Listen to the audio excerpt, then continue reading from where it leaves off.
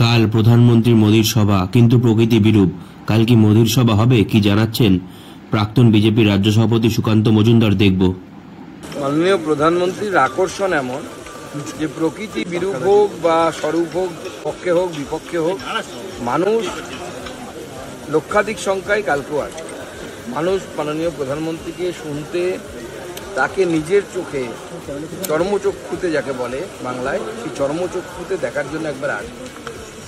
বাংলার মানুষ যতবার মাননীয় প্রধানমন্ত্রী শ্রী নরেন্দ্র মোদী এসেছেন, তাকে ভালোবাসা শ্রদ্ধা দিয়ে ভরিয়ে দিয়েছে।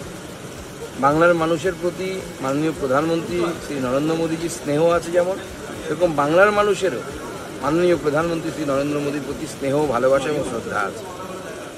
অন্যদিকে কাল প্রধানমন্ত্রীর কর্মসূচির জন্য রেলের আমন্ত্রণপত্রে তার পরিচয়পত্র বিরোধী দলনেতা লেখা নিয়ে কি বলছে রাজ্য সভাপতি তথা রাজ্যসভার সাংসদ শ্রমিক ভট্টাচার্য, তাও দেখব।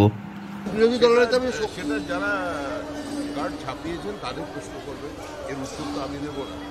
আমি বিজেপির প্রতিনিধি, ভারত সরকারের রেলমন্ত্রী। তৃণমূল একটা